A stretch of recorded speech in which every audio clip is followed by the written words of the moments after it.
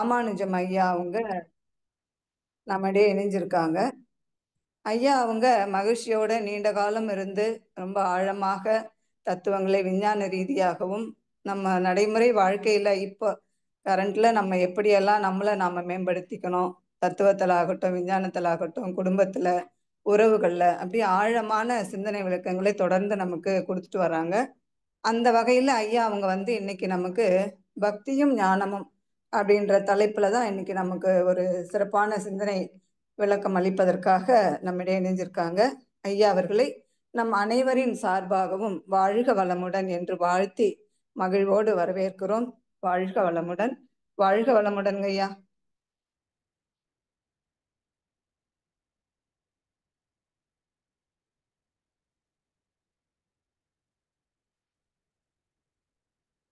ஐயா mic open ஆகலங்க ஐயா.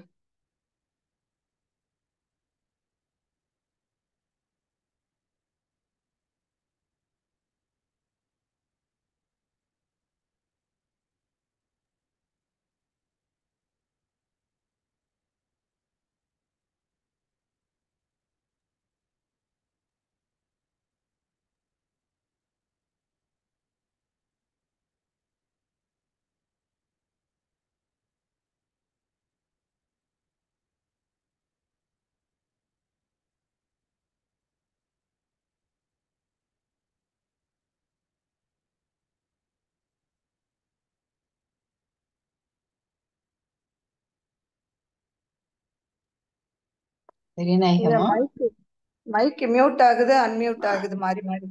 ஐயா கேக்குதுங்க. கேக்குதுமா. ஐயா மறுபடியும் மியூட் ஆயிடுச்சுங்க ஐயா. நான் அன்மியூட் பண்ணிக்கிறேம்மா. சரிங்க சரிங்க சரிங்க ஐயா.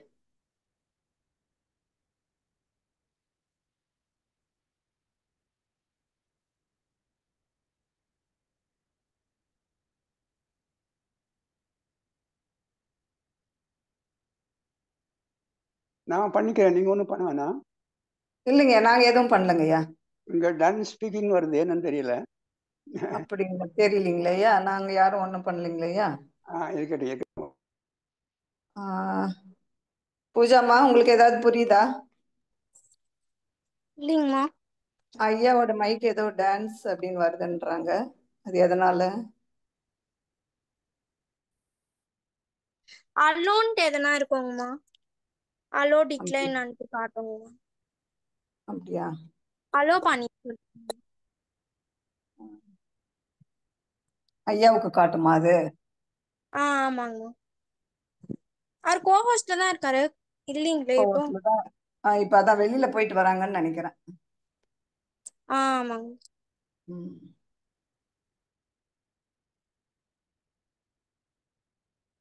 அதுதான் மியூட் வருது, அன்மியூட் வருது, மாறி மாறி வந்துட்டு இருந்தது.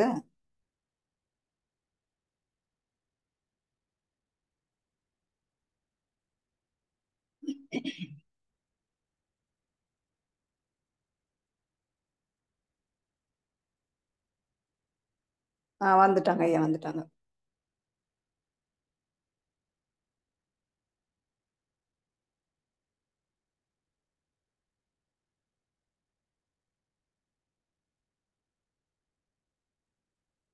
ஓகேம்மா. ஓகேங்க ஐயா, கேக்குதுங்க ஐயா. கேக்குது. Okay okay. நல்லா கேக்குதுங்க.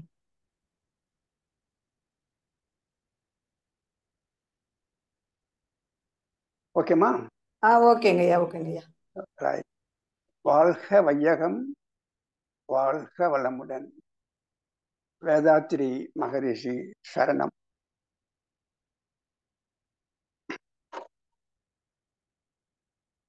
இணைந்துள்ள இறை சாதனை மார்க்க அன்பர்களே, நண்பர் இறை மதன் அவர்களே, எனது அன்பிற்கினிய சகோதர சகோதரிகளே, அனைவருக்கும் முதற்கண் எனது பணிவான வணக்கம். அனைவரும் எல்லாம் அல்ல அருட்பேராற்றலின் கருணையினால் உடல் நலத்தோடு நீள் ஆயுளோடு நிறை செல்வத்தோடு உயர் புகழோடு வாழ்வோமாக. வாழ்க வையகம், வாழ்க வளமுடன். இன்றைய தலைப்பு ஞானமும் பக்தியும். எல்லாருக்கும் தெரிஞ்ச விஷயம்தான். எல்லார்கிட்டையும் ஞானமும் இருக்கு, பக்தியும் இருக்கு. அத மகரிஷியினுடைய பார்வையில நம்ம எப்படி அணுகுகிறோம், நம்ம எப்படி சொல்றோம் அப்படிங்கிறத மட்டும் அவங்களோடு பகிர்ந்து கொள்வதில் நான் பெரும் மகிழ்ச்சி அடைகிறேன். இந்த வாய்ப்பிற்கு நன்றி. முதற்கண்ணாக நம்ம பார்த்தோம்னா, இந்த ஞானமும் வாழ்க்கையும் இந்த பக்தியும் நமது வாழ்க்கையில தான் வருது. ஆனா நமது வாழ்க்கை நாம கேட்டு வந்ததில்லை. நான் பூமியில் உயிரோடு இருக்கணும் அப்படி நம்ம கேட்டு வந்ததில்லை. யாரோ தூக்கி போட்டாங்க நம்மள, அவ்வளவுதான். எப்படியோ பிழைச்சிக்கோ, நீச்சல் தெரியுதோ இல்லையோ, எப்படியோ பிழைச்சிக்கோன்னு தூக்கி போட்டாங்க. நம்மளும் சந்தோஷமா நம்மளும் வாழ்ந்துகிட்டு இருக்கிறோம். உலகத்துல இருக்கிற யாரும் கேட்டு வரல. ஆனா வந்ததுக்கு அப்புறமாக அவங்க பாதையில அவங்கள தேவைகளை தேடிக்கிட்டு ஓடிக்கிட்டே இருக்கிறோம். ரொம்ப பிஸியா இருக்கிறோம். இத நாம இஷ்டத்துக்கு இங்க வரலையே, யாரோ நம்ம தூக்கி போட்டாங்க இல்லைங்க அப்படின்னு யாரும் கவலைப்படுறதும் இல்லை.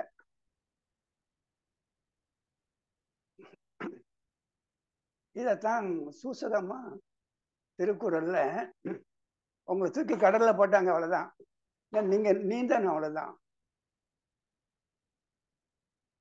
பிறவி பெருங்கடல், பிறவிங்கிற பெருங்கடல்ல தூக்கி போட்டாங்க.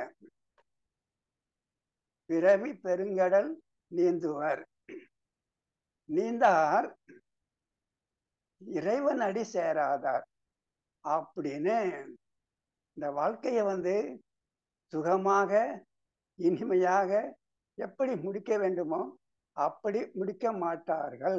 யாரு? இறைவன் அடி சேராதார். இந்த குரலை நம்ம கொஞ்சம் ஞாபகம் வச்சுக்கிறோம். இறைவனடி சேராதார் இத சரியாக நீந்த மாட்டார், இறைவனடி சேர்பவர்கள் நீந்துவர் அப்படின்னு குரல் சொல்லுது. இப்ப நம்ம யோசிச்சு பார்க்கலாம். நம்ம அன்றாட வாழ்க்கையில நம்ம என்ன செய்யறோம் யோசிச்சு பார்க்கலாம். நம்ம இறைவனடி சேராதான்னு சொல்றாரு. அப்ப அந்த இறைவன் யாரு, அவனடி எப்படி சேர வேண்டும் அப்படியெல்லாம் கவலைப்படாம குரல் என்னமோ சொல்லிட்டு போகுது, அவ்வளவுதான்.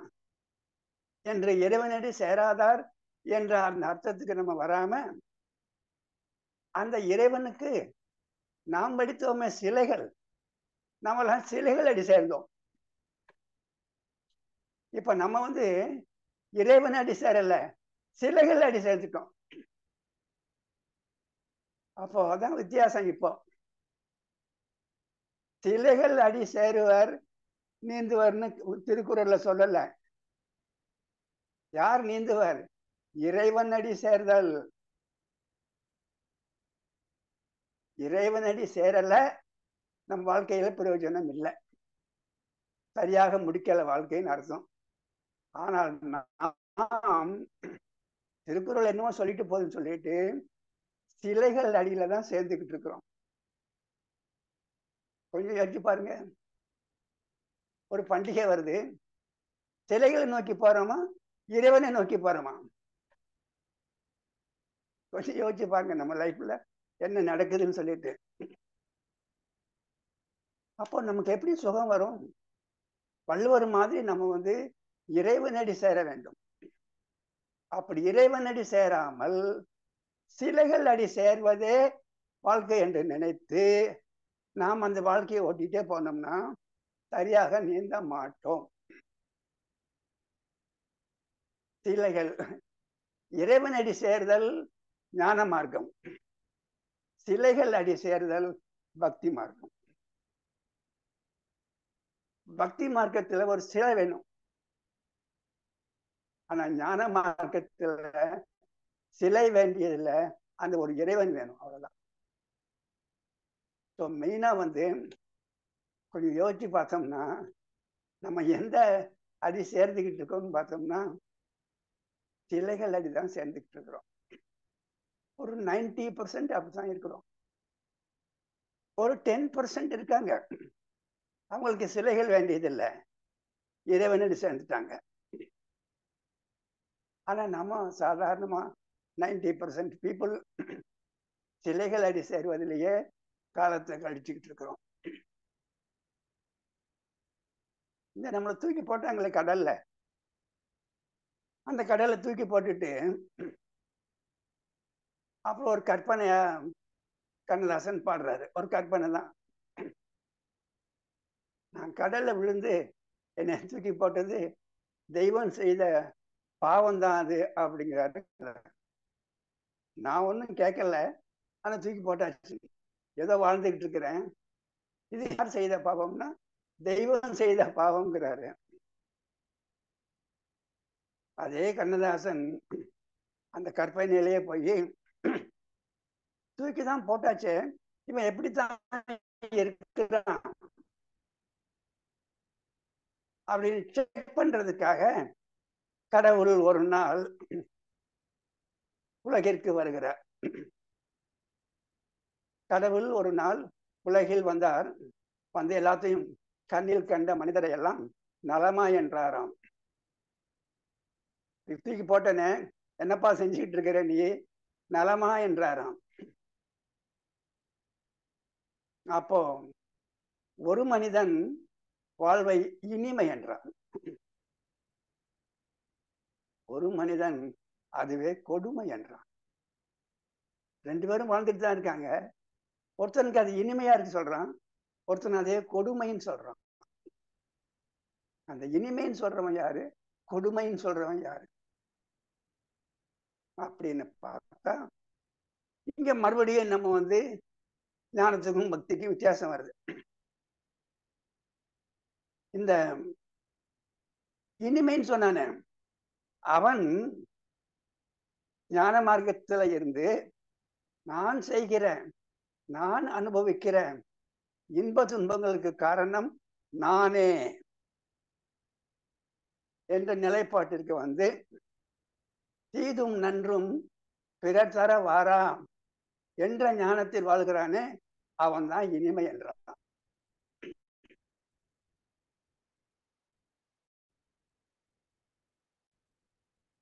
வாழ்வே இனிமை என்றான். ஆக இறைவன் யார் என்று அறிந்து அந்த இறைவன் எல்லோருக்கும் பொதுவானவன் என்று தெரிந்து அந்த பொதுவான இறைவன் வகுத்த அந்த ஞானம் எப்படி என்றால், உனது இன்ப துன்பங்களுக்கு நீயே காரணம், அப்படித்தான் வகுத்திருக்கிறான். அதன்படி நான் வாழ்கிறேன், என் வாழ்க்கை இனிமை. ஆனால் சிலைகள் என்ன இருக்காங்களே, சிலைகள் அடி சேருவார் இருக்காங்களே, அவங்க என்ன நினைக்கிறாங்க, இந்த சிலையை கொஞ்சம் அட்ஜஸ்ட் பண்ணிக்கிட்டா நான் செஞ்ச தப்பெல்லாம் சரியா போகும், எனக்கு வர தப்புகளுக்கெல்லாம் எனக்கு வர துன்பங்களுக்கெல்லாம் காரணம் அவர் தான். ஏதோ ஒரு சொந்தக்காரர் சொல்லுவாங்க, என்னுடைய மனைவினால, என்னுடைய கணவனால, என்னுடைய மாமியார்னால, எங்க பக்கத்து வீட்டுக்காரனால, இப்படி அடுத்தவங்க மேலே பழைய போட்டு போட்டு போட்டு இவங்களையெல்லாம் சரி பண்ணணும்னா நான் இது ஏதோ ஒரு சிலைக்கு போய் கொஞ்சம் அட்ஜஸ்ட் பண்ணிட்டேன்னா எல்லாம் சரியா போகும் அப்படின்னு சிலையா ஓடிக்கிட்டு இருக்கோமே, அதுதான் பக்தி மார்க்கம். பக்தி மார்க்கத்துல பழைய தூக்கி இன்னொருத்தர் மேல போடுவோம். ஞான மார்க்கத்துல பழி வந்தாலும் அதுக்கு காரணம் நானே தான் போடுவேன். அப்ப என் மேல போடும்போது நான் செய்த செயல் அதற்கு தகுந்த விளைவு வருகிறது. காரணம் நான் தான் என்று நான் உணரும் போதுதான் எனது செயலை மாற்றுவேன். எனது செயலை மாற்றி அந்த துன்பத்தை போக்குவேன். ஆனா எனக்கு வந்த துன்பத்துக்கு காரணம் அவங்கதான், இவங்கதான், இவங்கதான். அவங்கள போய் நான் எப்படி மாற்ற முடியும்? அவங்க இஷ்டத்துக்கு அவங்க கர்மாப்படி அவங்க நடந்துகிட்டு இருக்காங்க. ஆக மாற்ற முடியல, துன்பமும் மாற மாட்டேங்குது. ஆக தீதும் நன்றும் பிறர் தர வாராம் என்று நினைப்பது ஞானமாகும். மற்றவர்கள் மீது பழியை போட்டுட்டு இதுக்கு அந்த சிலைக்கும் இந்த சிலைக்கும் போய் அதை கொஞ்சம் அட்ஜஸ்ட் பண்ணிக்கிட்டோம்னா எல்லாம் சரியாயிடும் அப்படின்னு ஓடுவது பக்தி மார்க்கம். ஆக இப்போ நம்ம நினைச்சு பார்க்கணும், எத்தனை பேர் நம்ம இறைவனடி சேர்ந்தோம், இறைவன்னா யாரும் தெரியும், எத்தனை பேருக்கு தெரியும்? இந்த சிலைகளையே ஓடி ஓடி ஓடி ஓடி ஓடி காலமெல்லாம் துன்பத்தை அப்படி துன்பத்திலேயே வாழ்ந்துக்கிட்டு அப்புறம் இறைவன் வரும்போது அதுவே கொடுமை என்றான். ஆக இந்த ஞானம் என்ற இந்த மார்க்கம் இருக்கிறதே, அந்த மார்க்கத்துக்கு ஒருவன் வரும்போதுதான் அவனுக்கு வாழ்க்கை இனிமை. இந்த சிலைகளிலேயே ஓடிக்கிட்டு இருக்கமே, இவர்கள் எல்லாமே துன்பத்திலும் உழல்வார்கள், பிறருக்கு துன்பத்தையும் கொடுப்பார்கள். ஏன்னா இவங்க செய்யறதுல ஒரு உண்மை இல்லை. உண்மை மெய் என்று பார்த்தால் இறைவன், அவன் மெய்யானவன். அந்த இறைவனே மகரிஷியின் பார்வையில நம்ம சொல்லணும்னா, அந்த இறைவனே துகளாக மாறினான். துகள் மெய். பஞ்சபூதங்களாக மாறினான். பஞ்சபூதங்கள் மெய். பஞ்சபூதங்கள் சேர்ந்து உயிரினங்களாக வந்தன. உயிரினங்கள் மெய், உண்மை. அந்த உயிரினங்கள் ஒன்றாக நான் வந்தேன், நான் இருப்பது உண்மை. இதை தவிர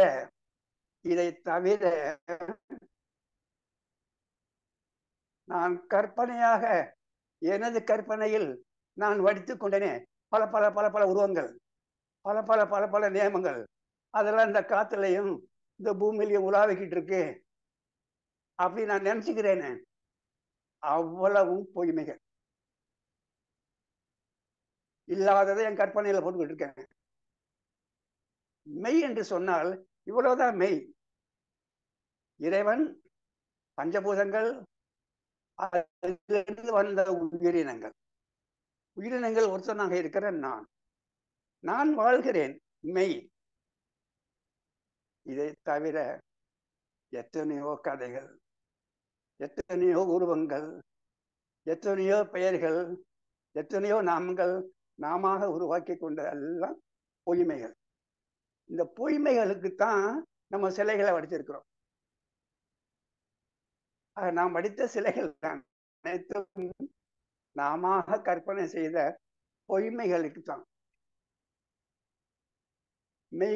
மெய்மைக்கு கிடையாது. இப்போ மகரிஷனுடைய பார்வையில வேதாந்த தத்துவத்துல இறைவன், அந்த இறைவனே தன்னிருக்க சூழ்ந்தழுத்தி தன்னைத்தானே அழுத்தி துகளாக மாறியது. அந்த துகள்கள் மாறி மாறி சேர்ந்து பஞ்சபூதங்களாக வந்தன. ஆக அந்த இறைநிலை, ஆதி இறைநிலை அனைத்தையும் உருவாக்குகிறது. அதற்கு ஆற்றல் இருக்கிறது, அதற்கு அறிவு இருக்கிறது, அது அனைத்தையும் உருவாக்குகிறது. உருவாக்கி விட்டு ஒவ்வொரு அமைப்புக்குள்ளும் ஆற்றல் இருக்கிறது, கொஞ்சம் அறிவும் இருக்கிறது. ஏன்னா அங்க இருந்தானே வந்திருக்கிறோம்.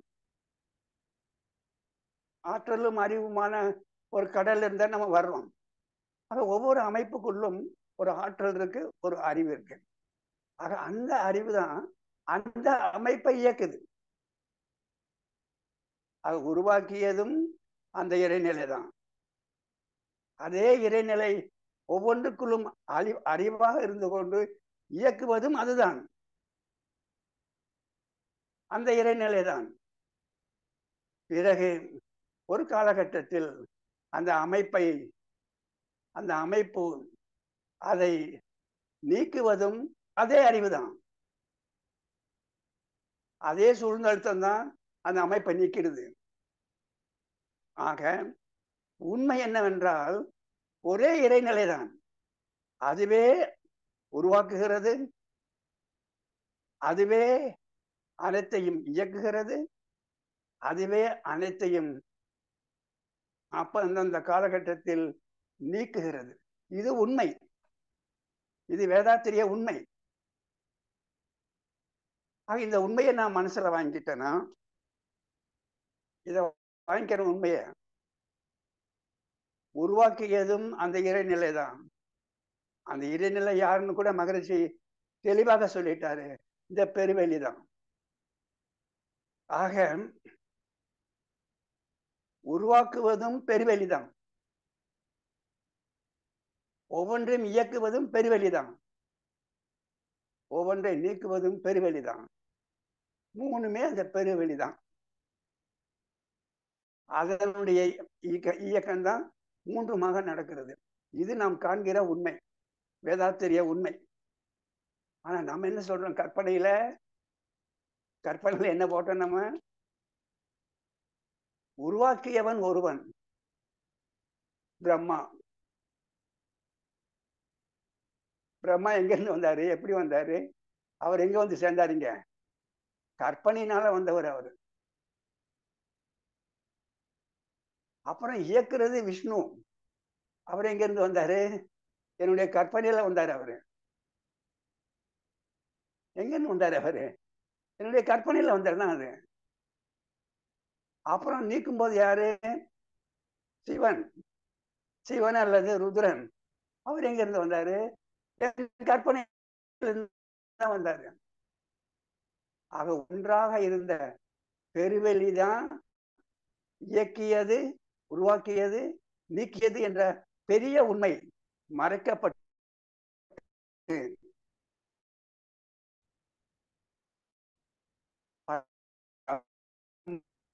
இயக்குபவன் நீக்குபவன் ஒருவன் என்று நாம உலாவ விட்டோம். முழுதும் கற்பனையிலே உலாவுறாங்க. இதெல்லாம் இந்த இடைவெளி எல்லாம் நாம் செய்த கற்பனைகள்.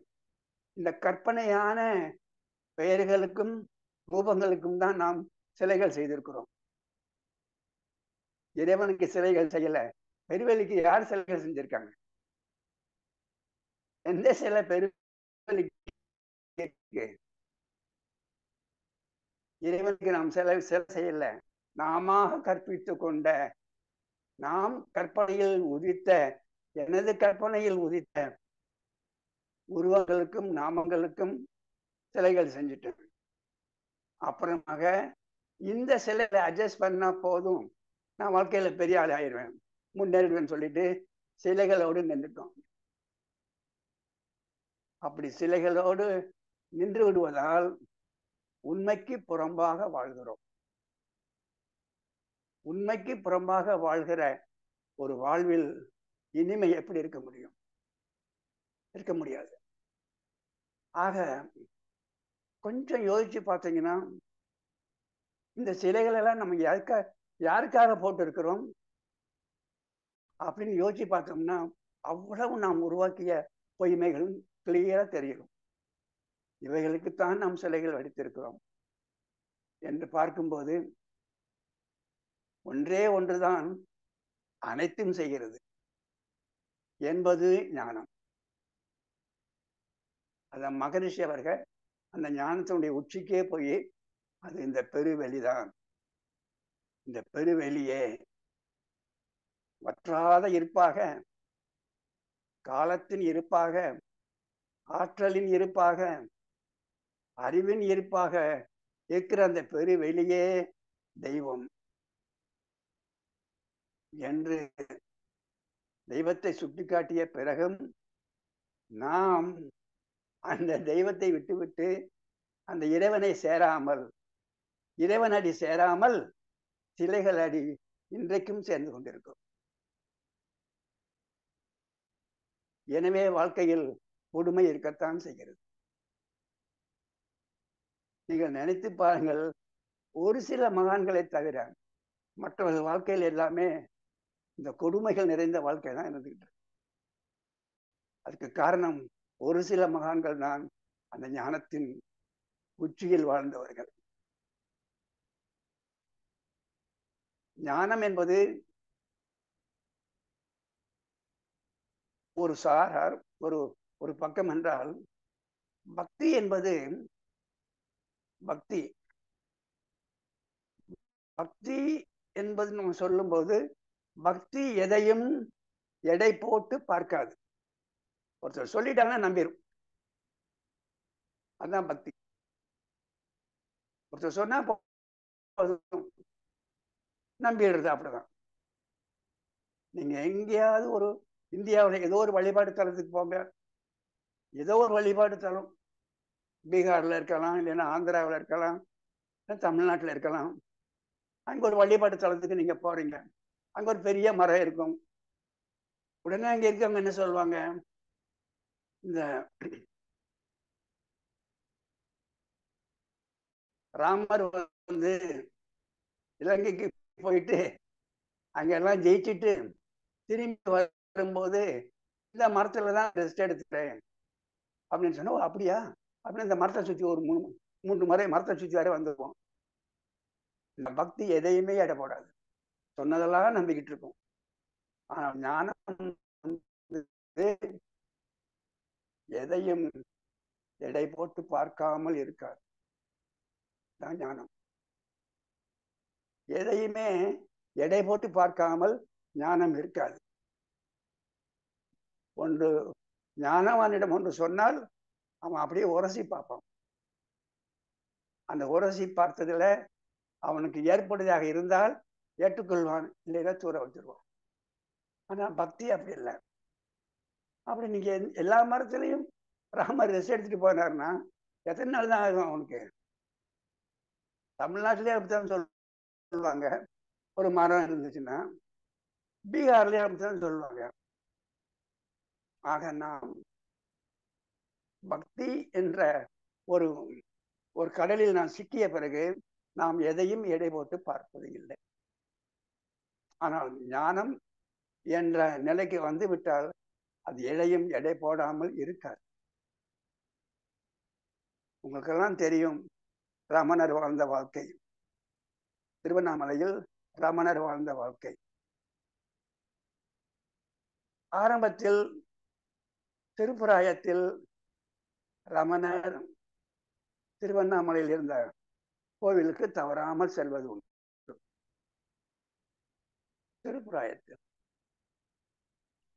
அப்போது இன்னும் அவருக்கு அந்த ஞானத்தின் உச்சி வராத ஒரு திருப்புராயம், அந்த கோயிலுக்கு தவறாமல் செல்வது உண்டு.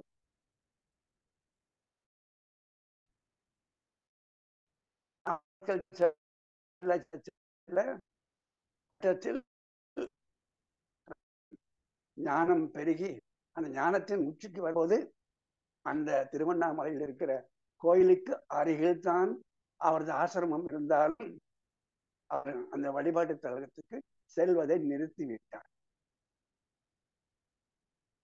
போகவே கிடையாது. ஆக ஞானம் எங்கே உச்சிக்கு போகிறதோ அங்க பக்தி கிடையாது, ஜீரோ. உணர்ந்துட்டாரு, ஆசிரமத்திலே உட்கார்ந்துட்டாரு. அதே மாதிரிதான் வேதாத்திரி மகரிஷி. என்று வேதாத்திரி மகரிஷி என்றைக்கு பெருவெளிதான் தெய்வம் என்று அவர் எழுதினாரோ அன்றிலிருந்து அவர் எங்கேயும் போகல, அமர்ந்த இடத்திலேயே அமர்ந்து விட்டார் வேதாத்திரி. அதெல்லாம் ஞானத்தினுடைய உச்சி.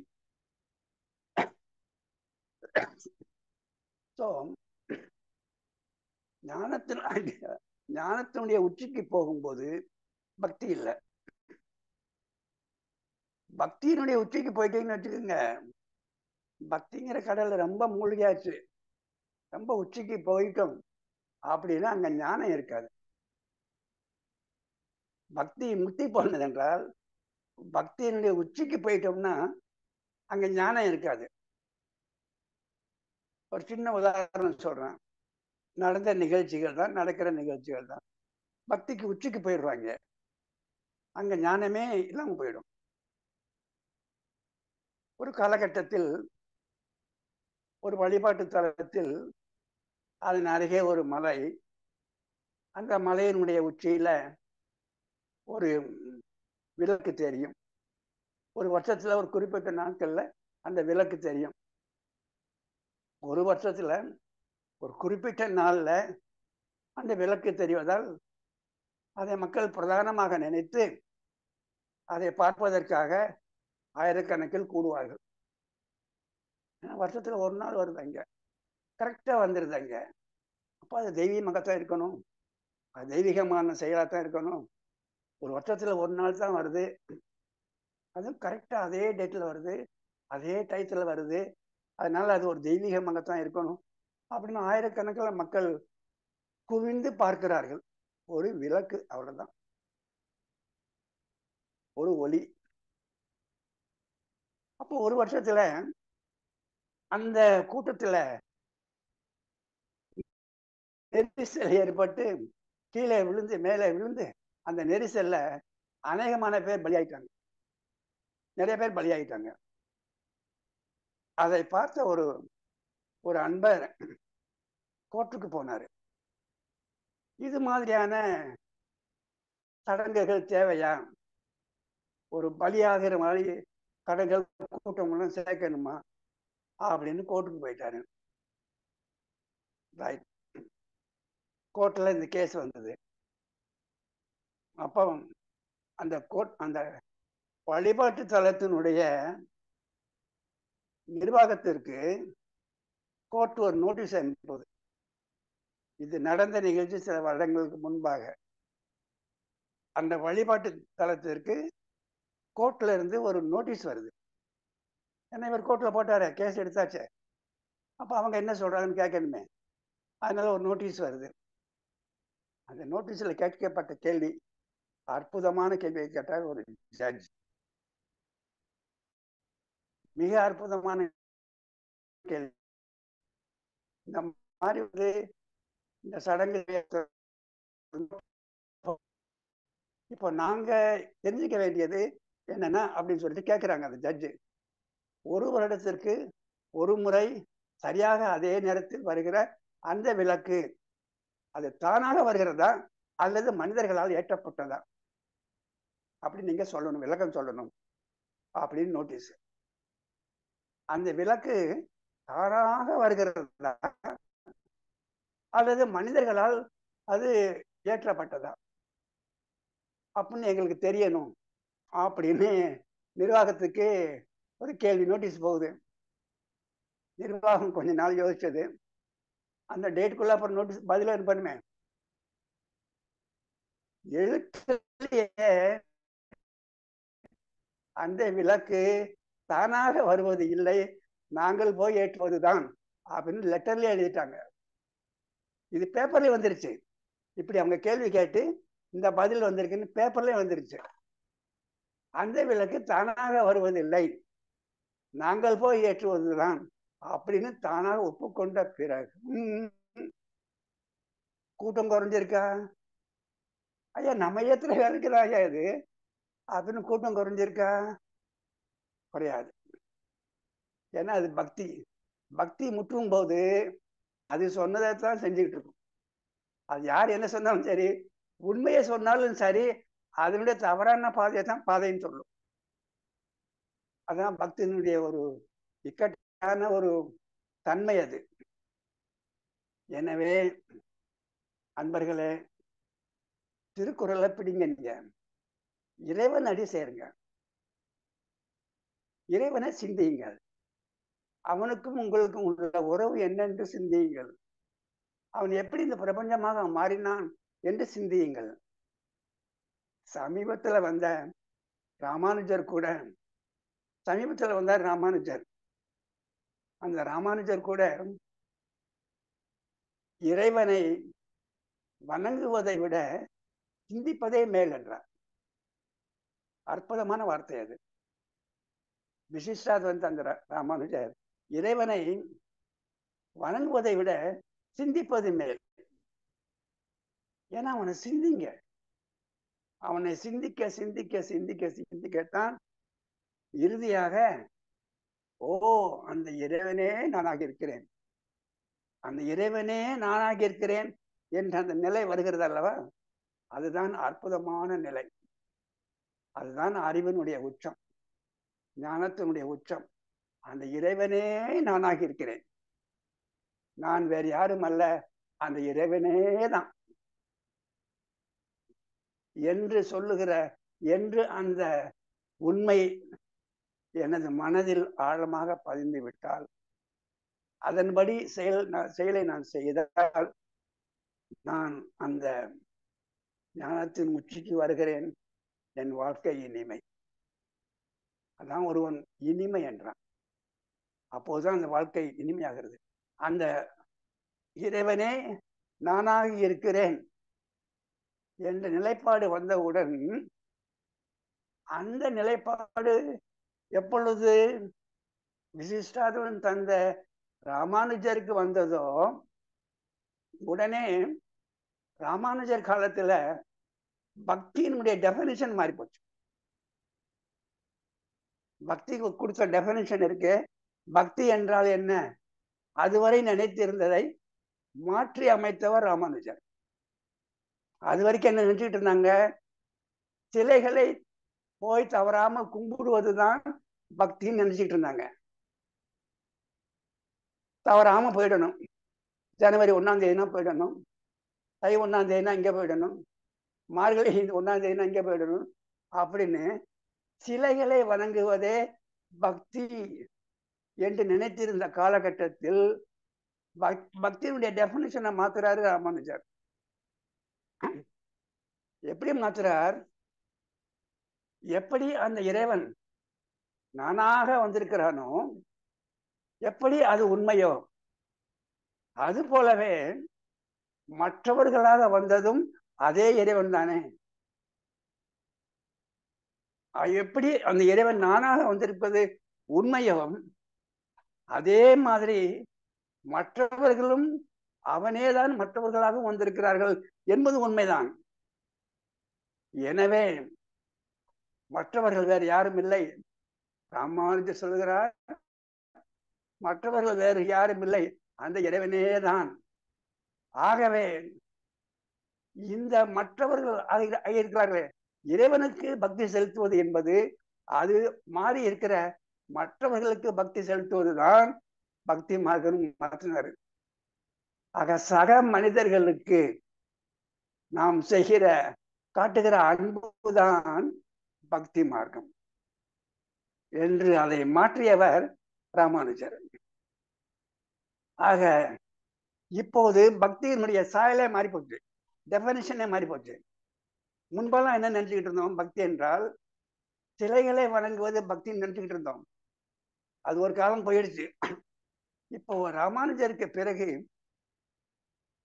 எப்படி அந்த இறைவன் அனைத்து மனிதர்களாக வந்திருக்கிறார்களோ அது உண்மை என்றால், அவனுக்கு செய்கிற அந்த அன்பை அவனுக்கு காட்டுகிற அன்பை இவர்களிடம் காட்டினால் அது அவனுக்கு காட்டுகிறவதற்கு சமமாகும் என்று சொல்லி சக மனிதர்களுக்கு செய்கிற அன்புதான் பக்தி.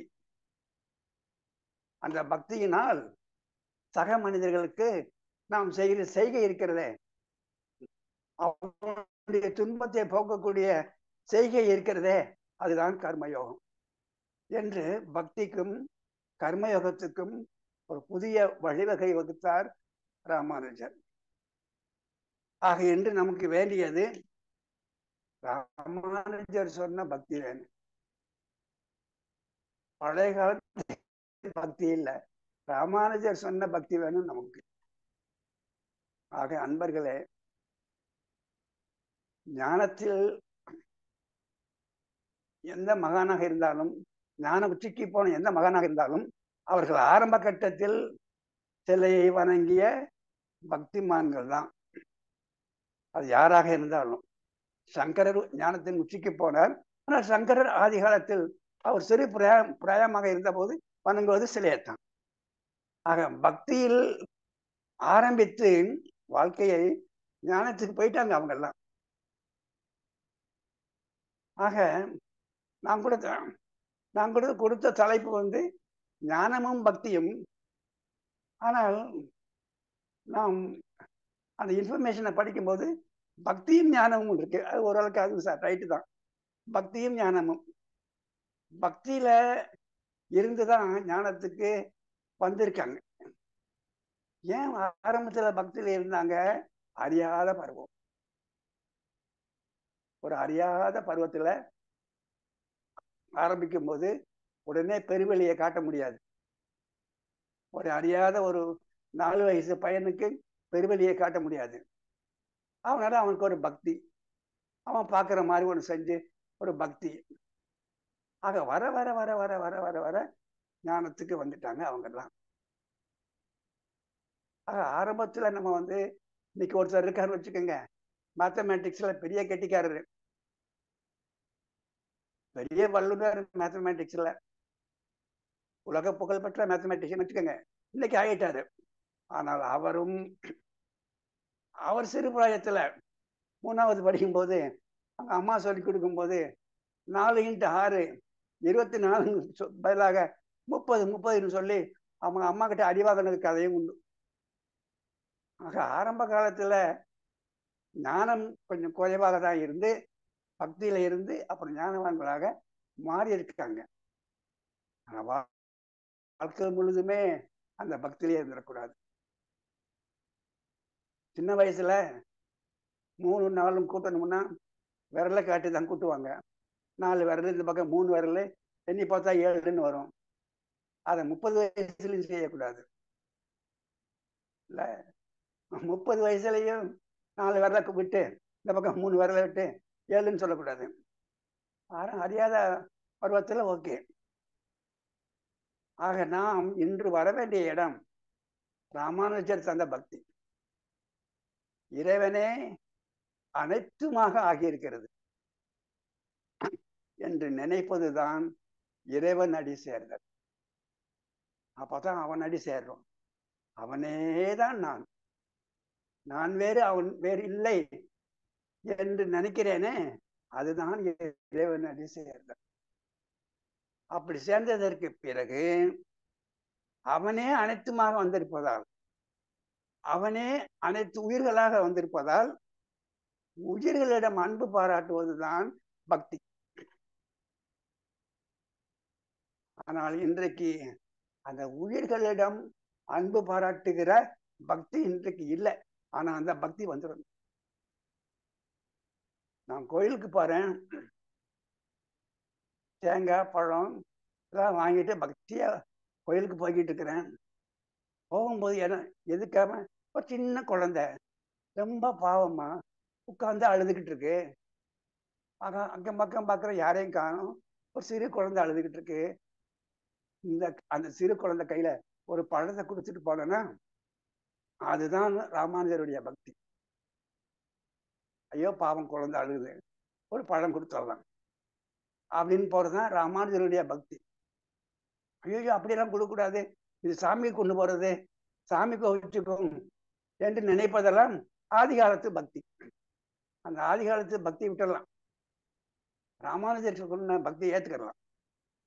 ஆக நாம் இன்று நமக்கு வேண்டியது முக்கியமாக இறைவனடி சேர்தல் என்ற ஞானம் இருக்கணும்.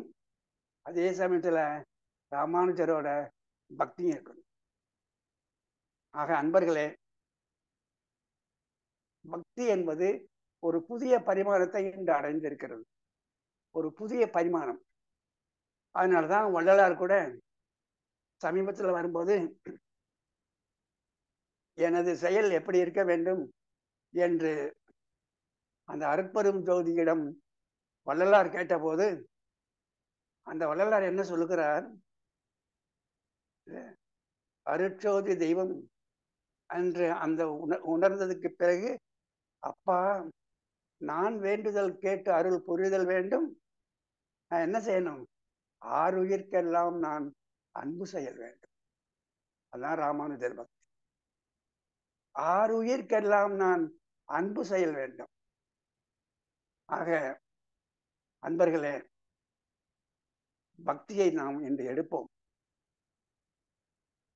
ஞானத்தையும் எடுப்போம். ஞானம் கலந்த பக்தி வேண்டும், பக்தி கலந்த ஞானம் வேணும். இரண்டும் வேணும். ஆனால் அது இரண்டும் வேணும்போது அந்த பக்திக்கு ராமானுஜர் கொடுத்த வரையறை எடுத்துக்கணும். பக்தி என்பது மனிதர்களிடம் காட்டுகிற, சக மனிதர்களிடம் காட்டுகிற அன்பிற்கு பெயர்தான் பக்தி. அதுதான் பக்தி. அவனுக்காக, அவனது வாழ்க்கை இனிமைக்காக, அவனது மகிழ்ச்சிக்காக நான் செய்கிற அனைத்து செயல்களும் கர்மயோகம். அவன் மகிழ்ச்சி அடைவதற்காக எனது செயல் இருக்கிறதே, அது கர்மயோகம். அவனேதான் நான் என்ற நினைப்பில் வாழும்போது அது நான் இறைவனடி சேர்கிறேன். ஆக இன்று இரண்டும் கலந்த ஒரு ஞானமும் பக்தியும் கலந்த வாழ்க்கைக்கு நான் வர வேண்டும் என்று சொல்லுகிற போது ஒரே ஒரு வேண்டுகோள்,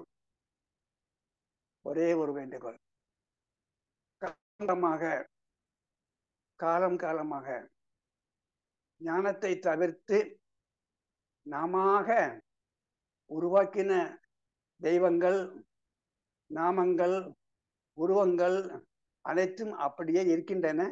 அந்தந்த சிலை வடிவில் பல வழிபாட்டு தலங்களில் அங்கும் நாம் போகலாம். ஆனால் இப்போது ஒரு வித்தியாசம் இருக்க வேண்டும். அங்கே போய் நான் விஷ்ணுவை பார்க்கும்போது, விஷ்ணுவின் சிலையை நான் பார்க்கும்போது இப்போது நான் என்ன நினைக்க வேண்டும் என்றால், ஆஹா, பெருவெளியினுடைய அந்த அனைத்தையும் காப்பாற்றுகிற தன்மைக்கு தான் இந்த விஷ்ணுன்னு வச்சிருக்காங்க என்று விஷ்ணுவை பார்த்தவுடன் எனக்கு பெருவெளி தான் ஞாபகம் வரும். அதுதான் இறைவனுடைய சேர்ந்தல்.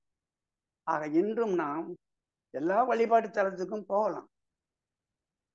போனால் அங்கே பார்க்கிற சிலைகளை பார்க்கும்போது அதற்கு பின்னால் இருக்கிற உண்மைக்கு வர வேண்டும். அந்த சிலைகளோடு நின்று வரக்கூடாது. அந்த சிலைக்கு பின்னால் இருக்கிற உண்மை என்ன, ஞானம் என்ன என்று வர வேண்டும்.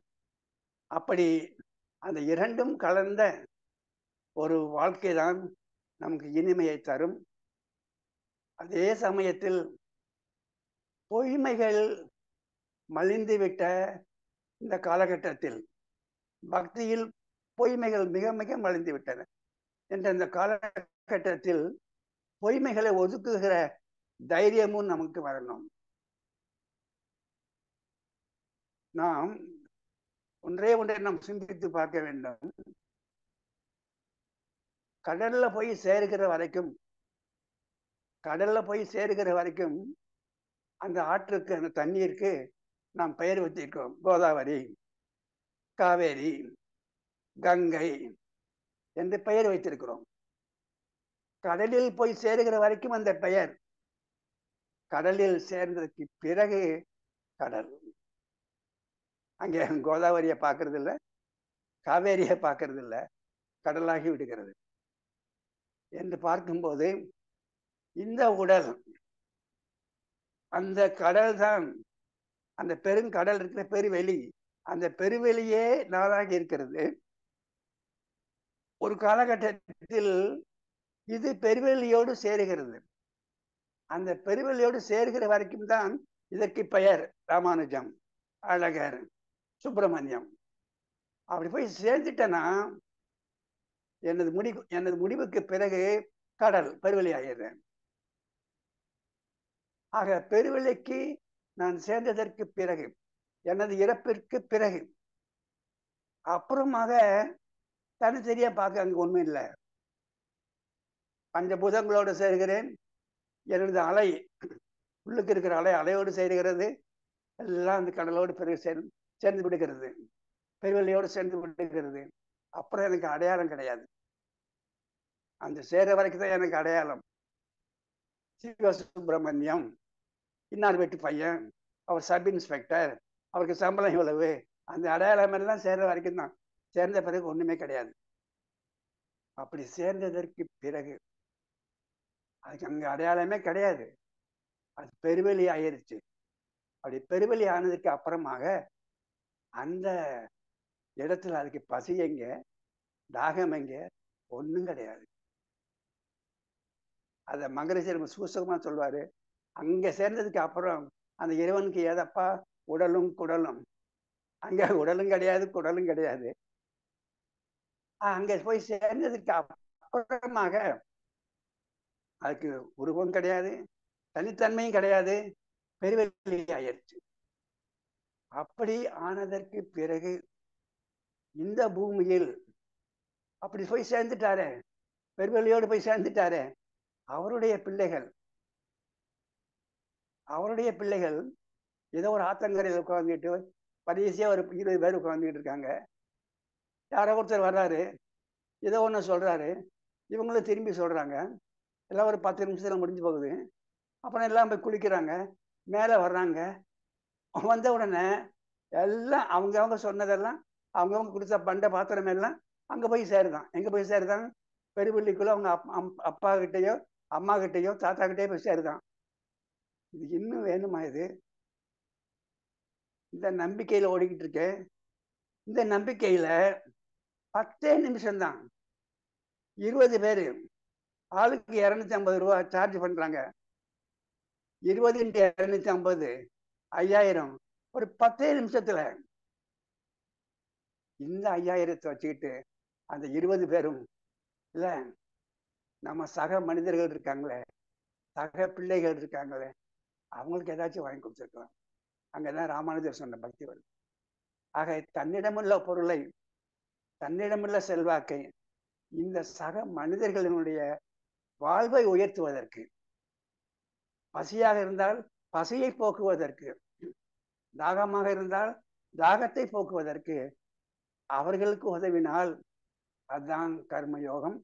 அந்த கர்மயோகம் எப்போது வரும் என்றால், பெருவெளியே நாம இருக்கிறது, அனைத்துமாக இருக்கிறது என்ற அந்த உணர்வு வரும்போது அந்த கர்மயோகம் வரும். ஆக இன்று சிலைகளை நோக்கி கோயிலுக்கு போவோம், தப்பு ஒன்றும் கிடையாது, போகலாம். ஆனால் இப்போது சிலைகளை பார்க்கும்போது நமக்கு ஞானம் வரணும். இந்த சிலைகளோடு நின்றக்கூடாது. இந்த சிலைகளோடு நின்று விட்டால் அது ஆதி காலத்து பக்தி. அப்ப என்னுடைய சிலை பெருசா, இது தங்கத்துல செஞ்சிருக்கு, அது வெள்ளியில செஞ்சிருக்கு, இது பித்தளையில செஞ்சிருக்கு, இது துரியான தெய்வம், இந்த தெய்வத்துக்கிட்ட போனா வாங்கின கடன் வந்துடும், இந்த தெய்வத்துக்கு கிட்ட போனா பேங்க்ல கடன் கிடைக்கும், அப்ப நாம உருவாக்கிட்டோமே, அது இனிமேலும் தொடர வேண்டாம். உங்களிடம் செல்வாக்கு இருந்தால், உங்களிடம் ஒரு செல்வம் இருந்தால் சக மனிதர்களுக்கு கொடுங்கள். அதுதான் உண்மையான பக்தி. அந்த பக்தி தான் இறைவனடி சேர்தல். ஆக இந்த பிறவி பெருங்கடலில் நான் எனது வாழ்க்கை இனிமையாக அமைய என்றால், பிறவி பெருங்கடல் நீந்தார் இறைவனடி சேராதா என்று சொல்றாரே, நான் இறைவனடி சேர்ந்தவனாக வேண்டும். பிறவி பெருங்கடலை இனிமையாக நான் நீந்தி விடுவேன். எனவே அன்பர்களே, கோவிலுக்கு போகலாம். இப்போது கோவிலுக்கு போகும்போது அங்க இருக்கிற சிலைகளை நாம் அதனுடைய ஆதாரத்தை, மூலத்தை தேட வேண்டும். அதே சமயத்தில் அங்கு நடைபெறுகிற கற்பனையான கதைகளுக்கும் கற்பனையான முரணான செயல்களுக்கும் இடம் கொடுக்காமலும் இருக்க வேண்டும். நேராக கோயிலுக்கு போறேன், சாமியை கும்பிடுறோம், இந்த சாமி யாரு அப்படின்னு கேட்கிறேன், பெருவழிக்கு இதுக்கு என்ன சம்பந்தம் நினைச்சு பார்க்கிறேன், சாமியை கும்பிட்டாச்சு, வீட்டுக்கு வந்துகிட்டே இருக்கிறேன், அவ்வளவுதான்.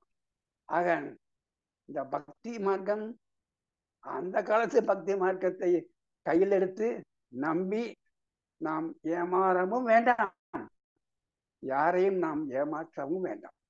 அது ஆதி காலத்து பக்தி மார்க்கம் அப்படியே போகட்டும். இப்ப ராமானுஜர் காலத்து பக்தி மார்க்கத்துக்கு வந்துடுவோம் என்று சொல்லி, நமக்கு வேண்டுவது ஞானமும் வேண்டும், பக்தியும் வேண்டும். அதனால் பக்தியில் உள்ள முரணான செய்கைகளையும் முரணான செயல்களையும் தவிர்க்கவும் வேண்டும் என்று சொல்லி இன்று உங்களோடு பக்தியும் ஞானத்தையும் பற்றி ஒரு உரையாடுவதற்கு கிடைத்த சந்தர்ப்பத்திற்கு இறைமதன் அவர்களுக்கும் அவர் சார்ந்த அன்பர்களுக்கும் நன்றி கூறி இந்த உரையை நாம் நிறைவு செய்கிறோம். வாழ்க வையகம், வாழ்க வளமுடன். வாழ்க வளமுடன், வாழ்க வளமுடன். மிக்க நன்றி, நன்றிங்க ஐயா.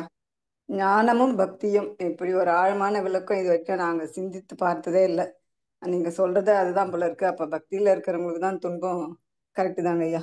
அது ஒரு குரல் வந்து ஐயா வந்து அழகா, பிறவி பெருங்கடல் நீந்துவர் நீந்தார் இறைவண்டி சேராதார். அந்த குரல்ல வச்சுக்கிட்டு ஐயா அவங்க நமக்கு அழகா விளக்கம் கொடுத்துட்டு வந்தாங்க.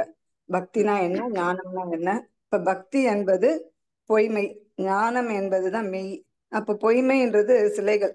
நம்ம சிலைகள் அடிதான் நம்ம சேர்றோம், இறைவன் அடி சேரல அப்படின்னு சொல்லிட்டு அழகா ஒரு கண்ணதாசன் அவரோட பாடல்லையும் எடுத்து, ஏன் இந்த வாழ்க்கை வந்து ஒருத்தருக்கு இன்பமா இருக்கு ஒருத்தருக்கு கொடுமையா இருக்கு அப்படின்னா, இப்ப பக்தியின் பின்னாடி போயிட்டு அது சிலைகளுக்கு பின்னாடி உள்ள உண்மை அதை நாம புரிந்து கொள்ளாம அது என்ன சொன்னாலும் அப்படியே நம்பிட்டு அந்த வழியே போயிட்டு நிறைய சிக்கல்களை நம்ம இன்னைக்கு பாக்குறோம்.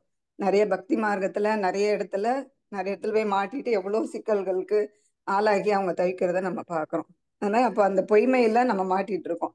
அப்ப இந்த உண்மை என்பது மெய் என்பது இறைநிலை தான் எல்லாமாகவும் வந்தது. அது ஆற்றலாகவும் அறிவாகவும் ஒவ்வொரு அமைப்பிலும் அந்த அமைப்பையே ஒவ்வொரு அமைப்பையும் அந்த ஆற்றலை அறிவையாக இருந்து கொண்டு அது இயக்குது. ஒரு கட்டத்துக்கு அப்புறம் அது வந்து அந்த அமைப்பை நீக்கி விடுகிறது. இதுதான் வந்து உண்மை.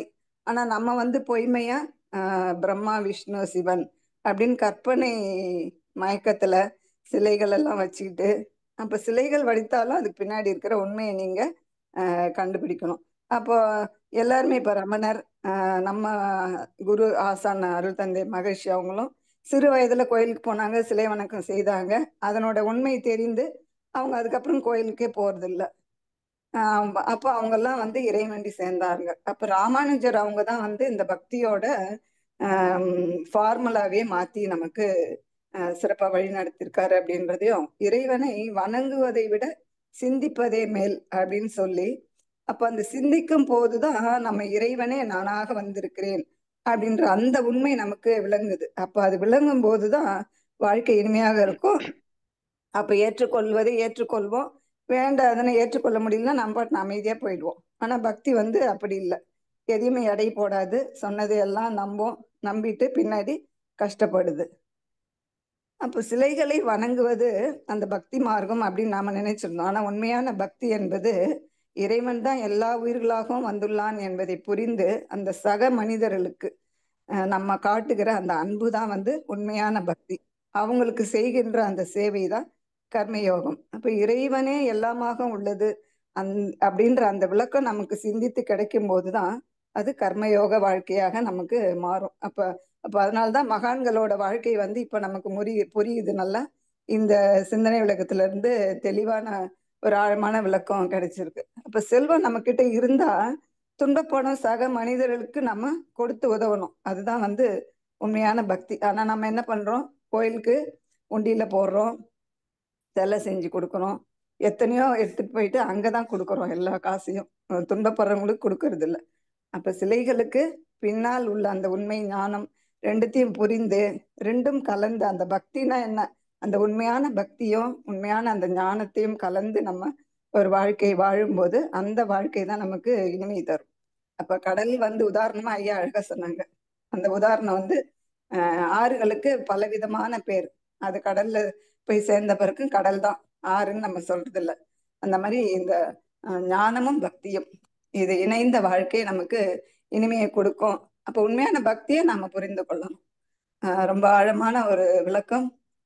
மிக்க நன்றிங்க ஐயா, நன்றி. ஐயாவை நம்ம வந்து துரிய நிலையில் நின்று வாழ்த்தி மகிழலாம். அனைவரும் துரிய நிலைக்கு வந்து விடுவோம். ஞானமும் பக்தியும் என்ற தலைப்பில் மிக ஆழ்ந்ததொரு சிந்தனை விளக்கம் அளித்த டாக்டர் அழகர் தத்துவ விஞ்ஞானி அழகர் ராமானுஜம் ஐயா அவர்கள் வாழ்க வளமுடன்.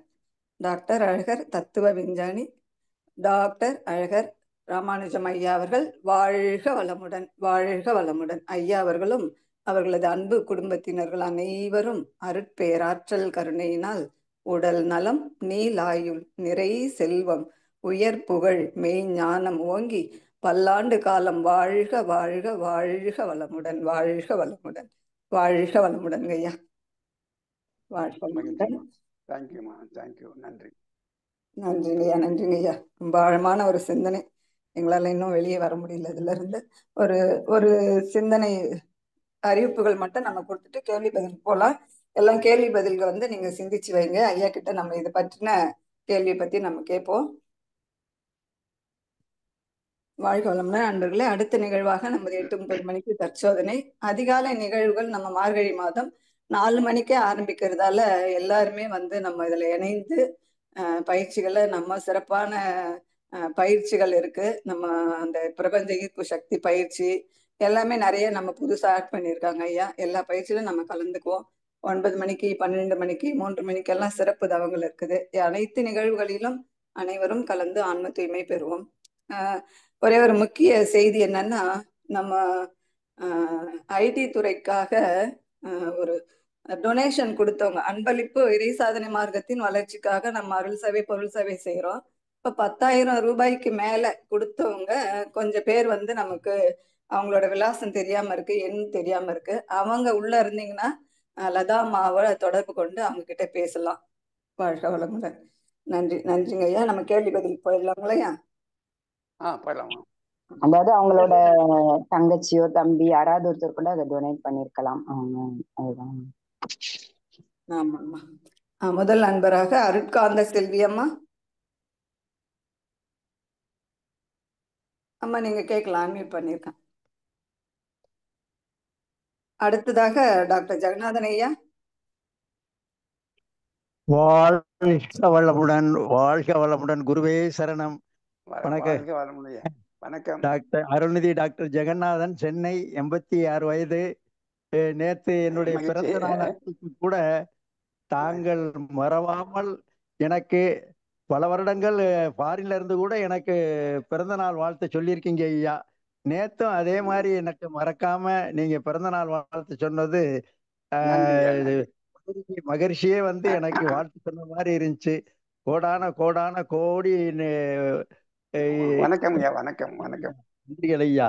தங்களுடைய இது வந்து ஏன்னா தத்துவ ஞானி அப்படிங்கிறதுக்கு எடுத்துக்காட்டா இப்போ இந்த கலியுக காலத்துல கலியுக கடவுள் மாதிரி வந்து பேரளத்தின் நீதி அரசராக இருக்கிறீங்க நீங்க.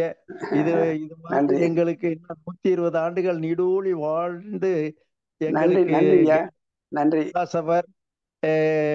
ஒரு வழிநடத்தி செல்லுமாறு தாழ்மையோடு கேட்டுக்கொள்கிறேன் ஐயா. இந்த வாய்ப்பை அளித்த வணக்கத்திற்குரிய இறை மதன் ஐயா அவர்களுக்கும் மனித தெய்வங்கள் அனைவருக்கும் நன்றி நன்றி நன்றி, கோடான நன்றி ஐயா. வாழ்க வாழ்க வளமுடன், வாழ்க வளமுடன். நன்றி நன்றிங்க.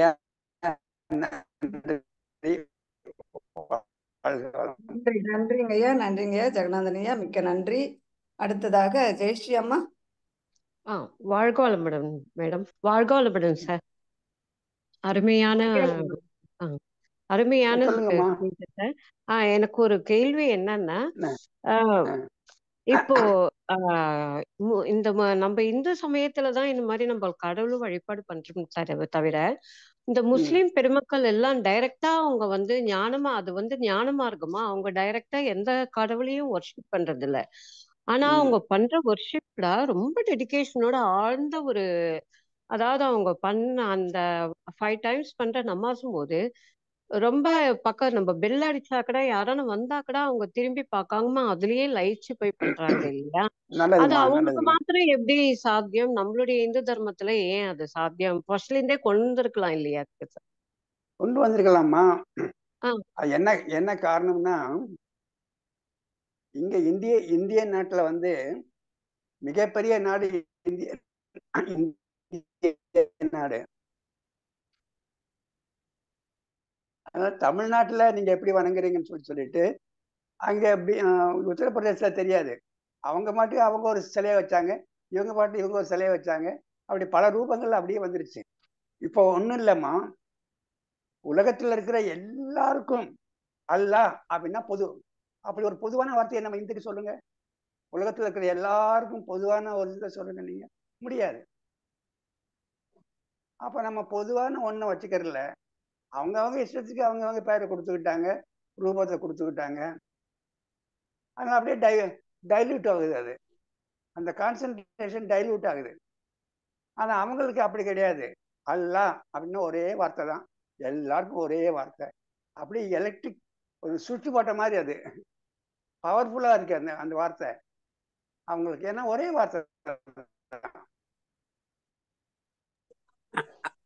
வாழ்க வளமுடன் ஐயா. ஒரே வார்த்தை அம்மா வாழ்க கிடையாது. வளமுடன் ஐயா. வாழ்க வளமுடன் ஐயா. பல பேர் பல ரூபங்களை வழிபட்டுக்கிட்டு இருக்கிறோம். அவ்வளவுதான் ஐயா. வாழ்க வளமுடன் ஐயா. சொல்லுங்கப்பா. பொன்மொழி ஒரு நிமிஷம் பொன்மொழி அம்மா ஐயா பேசிட்டு இருக்காங்க, ஒரு நிமிஷம் வெயிட் பண்ணுங்க. சரி வாழ்க சரி வளமுடன். ஐயா சொல்லுங்க பேசலாமா சொல்லுங்கம்மா. ஐயா? பேசலாம். பொன்மொழி செல்வி என்கின்ற அருள்காந்த செல்வி பேசுறேன் ஐயா. வாழ்க வளமுடன். சொல்லுங்க. சிறப்பா இருந்தது, சிறப்பா இருந்தது ஐயா உங்களுடைய இது சிந்தனை உரை. எனக்கு என்ன நீங்க சொல்லும் போதே ஒரு இது தோணுச்சு ஐயா. என்னன்னா திருவண்ணா இது ஜோதி சொல்லியிருந்தீங்க இல்லையா, அத பத்தி சொல்லும் போது எது என்ன தோணுச்சுன்னா மகர எதுமா ஜோதிய மகர ஜோதியை பத்தி நான் சொல்லிட்டு சொல்லலாமா? அம்மா ப்ளீஸ் பி கேர்ஃபுல். நான் மகர ஜோதின்னு சொல்லவே இல்லை. அப்படியா? சரி சரி. அப்ப நானும் எதுவும் சொல்லல விளக்குன்னு தான் சொன்னேன். ஐயா. ஐயா நான் அப்ப நானும் என்ன கேட்க வந்ததுன்றதையும் சொல்லல ஐயா. வாழ்கணும் வாழ்கணும். நன்றிகள் நன்றி, ஐயா. நன்றி. நன்றிங்கம்மா, நன்றி. ஐயா சொன்னது நல்ல நம்ம சொல்லுங்க. விளக்கம் என்ன ஞானம்னா என்ன நம்ம நன்றிம்மா. ஆழ்ந்து புரிந்துகிட்டா இந்த கேள்வி எல்லாம் வராது நமக்கு. சரி சரி. ஆழ்ந்த விளக்கம் ஐயா நமக்கு சிறப்பா கொடுத்துட்டாங்க. அது தெளிவா நம்ம மறுபடியும் இன்னொரு முறை ஸ்பீச் கேட்டு இன்னும் கொஞ்சம் நம்ம இதை பத்தி நம்ம சிந்திக்கலாங்கம்மா. சரி. நன்றி நன்றி நன்றி. நன்றிகள் ஐயா. ஐயா கோர்ட்ல அவங்க சொன்னாங்க அப்படின்னு சொன்னாங்க. அது சாதாரணமா அது ஏத்தப்பட்டதா இயற்கையா வந்ததா அப்படின்னு சொன்னாங்க. சரி சரி சரி.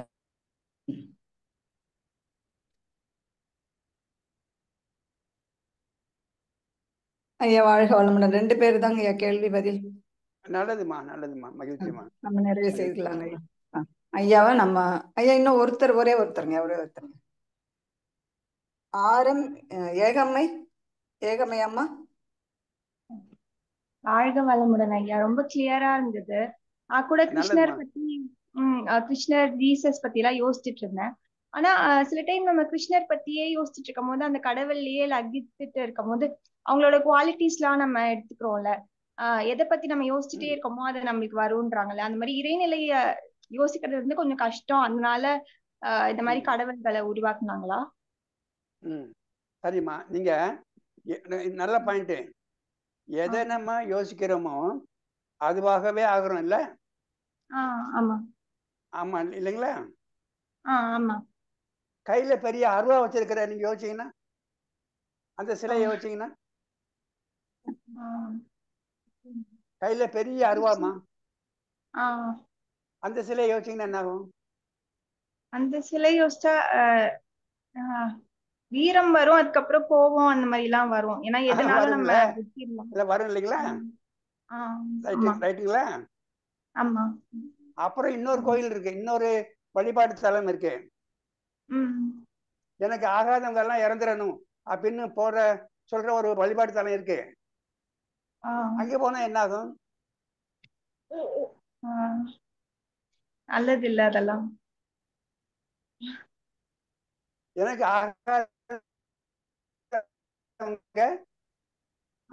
ஆகாதவங்க இருக்காங்கன்னு இருக்கு, அங்க போனா என்ன ஆகும்? அப்ப அவங்க யோசிச்சு பாருங்க. இதெல்லாம் இல்லாம நான் எல்லாருக்கும் நல்லபடியா இருக்குன்னு நினைக்க கூடாதா? வீட்டுல உட்காந்துக்கிட்டேன் அங்க போய் தான் பார்த்துதான் வரணுமா? நல்லது இல்ல, அங்க போய் தான் பார்க்கறது சொல்லல. வீட்டுல இருந்தே ராம ராம சொல்லிட்டே இருக்கிறது, கிருஷ்ண கிருஷ்ண சொல்லிட்டே இருக்கிறது, அந்த மாதிரி. சரிம்மா, அதான் சொல்ல வரேன். நீங்க இத சொல்றீங்க, இன்னொருத்தவங்க அதை சொல்றாங்க. அப்ப யார் சொல்றது ரைட்டு? அவன் கெட்டு போகணும் அவங்க கெட்டு போகணும்னு அந்த அந்த வழிபாட்டு தலத்துக்கு போறவங்க சொல்றாங்க. அப்ப யார் செய்யறது ரைட்டு? 2 பேர் அதுவும் செய்யறதும் ரைட். அதுவும் தெய்வம் தான் சொல்றாங்க, இதையும் தெய்வம் தான் சொல்றாங்க. ஏமா திருவள்ளுவர் தன்னெஞ்ச அறிய பொய்யற்க பொய்த்தபின் தன்னெஞ்சே தன்னை சுடும், பொய் சொல்லாதீங்க அப்படின்னு அதை படிச்சா வராதா? எவ்வளவு புக் இருக்குமா வீட்டுல உட்காந்து நல்ல விஷயங்கள் வர்றதுக்கு? சிலைகள் இருந்துதான் வரணுமா? ஓகே, புரியுது. நன்றிங்கம்மா, நன்றி. வாழ்க வளமுடன். வாழ்க வாழ்க வளமுடன். வளமுடன். அடுத்ததாக உமா தயாளன் ஐயா.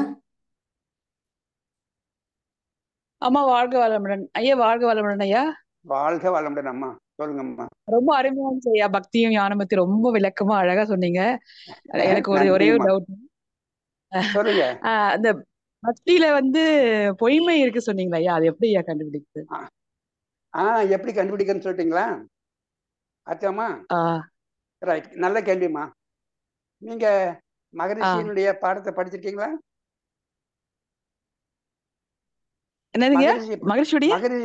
மகரிஷி பயிற்சி எல்லாம் எடுத்திருக்கீங்களான்னு கேக்குறேன். எல்லாமே எடுத்துக்க. அருணநிதி ஐயா. எக்ஸலண்ட்மா, எக்ஸலண்ட். அருணநிதி தானே? ஆமாங்க ஐயா. ரைட். ஆதியில இருக்கிறது என்ன? பெருவெளி.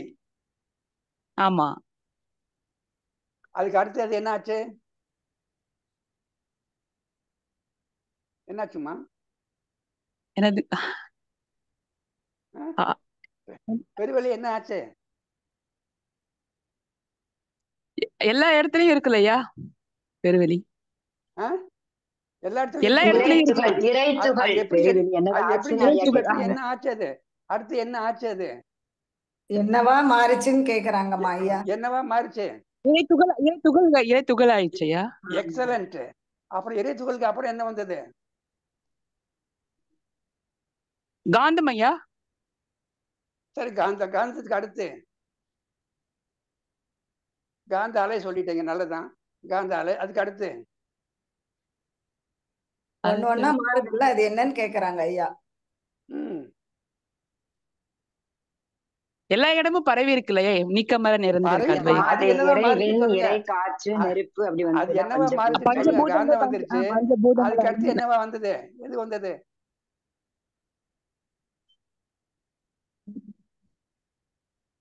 இதெல்லாம் தெரிஞ்சா தாமா பொய்மை எதுன்னு தெரியும். இதெல்லாம் உண்மை. நீங்க சொல்லிட்டாங்க உண்மை. காந்தால வந்துருச்சு. அதுக்கப்புறம் என்ன வந்தது சொல்லுங்க.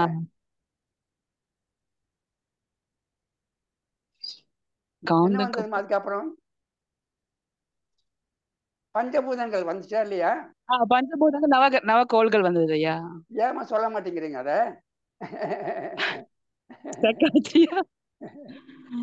பஞ்சபூதங்கள் வந்துச்சுலமா? ஆமா. பஞ்சபூதங்கள் சேர்ந்து என்ன வந்துச்சு? நம்ம தான் வந்தோம். பஞ்சபூதங்க அப்புறம் உயிரினம் சொல்லுங்க. ஏன் சந்தேகப்படுறீங்க? அருள்நிதி வரைக்கும் வந்திருக்கீங்களே, ஏன் தயங்குறீங்க? உயிரினங்கள் வந்துச்சுல்ல? ஆமாங்கய்யா. இதுல விஷ்ணு எங்க வராரு? சிவன் எங்க வராரு? இல்ல, நம்மளையே அது ஒவ்வொருத்துக்கும் ஒண்ணு வச்சிடணும் ஐயா. ஆமா, அதான் சொல்றேன். அதுதான் பொய்மை. நீங்க ஒண்ணு வச்சுக்கிறீங்க, டெல்லியில ஒண்ணு வச்சுக்கிறாங்க, கல்கத்தால ஒண்ணு வச்சுக்கிறாங்க. அதுதான் பொய்மை. நீங்க வேதாத்திரியத்தை புரிஞ்சால்தான் எது பொய்மைன்னு தெரியும். ஆமா. அதான் பழக்கத்துக்கு விளக்கத்துக்கு போராடிட்டு இருக்கறதுனாலதான் அது சரியா புரிய மாட்டேங்குது. இதுலயும் வராம அதுலயும் கண்டிப்பா ஐயா. ஃபுல்லா இதுலயே நன்றிங்க, நன்றிங்க. வாழ்க வளமுடன். நன்றிமா. தேங்க்ஸ்மா. வாழ்க வளமுடன். நன்றிமா. வாழ்க வளமுடன். நன்றிங்கம்மா. வாழ்க வளமுடன். வாழ்க வளமுடன். நம்ம கேள்வி பதில் நிறைவு செய்துக்கலாங்க ஐயா. பண்ணலாமா? சரிங்க ஐயா. இவ்வளவு நேரம் நமக்கு மிக ஆழமான கேள்விகளுக்கு ஆழமான பதில் அளித்த ஐயா அவர்களே நம்ம மீண்டும் வாழ்த்தி மகிழ்வோம். டாக்டர் அழகர் தத்துவ விஞ்ஞானி ராமானுஜம் ஐயா அவர்கள் வாழ்க வளமுடன். வணக்கம். வணக்கம் ஐயா. ஐயா அவர்களும் ஐயா அவர்களின் அன்பு குடும்பத்தினர்கள் அனைவரும் அருட்பெயராற்றல் கருணையினால் உடல் நலம், நீலாயுள், நிறை செல்வம், உயர் புகழ், மெய்ஞானம் ஓங்கி வாழ்க வளமுடன், வாழ்க வளமுடன், வாழ்க வளமுடன், பல்லாண்டு பல்லாண்டு காலம் வாழ்க வளமுடன், வாழ்க வளமுடன் ஐயா. நன்றிங்க ஐயா. வாழ்க வளம், வாழ்க வளம். நன்றிங்க ஐயா. நன்றி.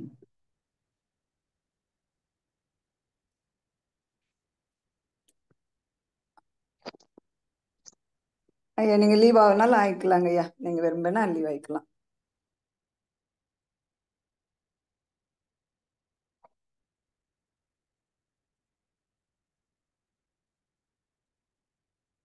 அடுத்த நிகழ்வாக வேதாத்திரிய கவி உலக நல வாழ்த்து பாட இருக்கும் அன்பர்கள் ஹேண்ட் ரைஸ் பண்ணலாம்.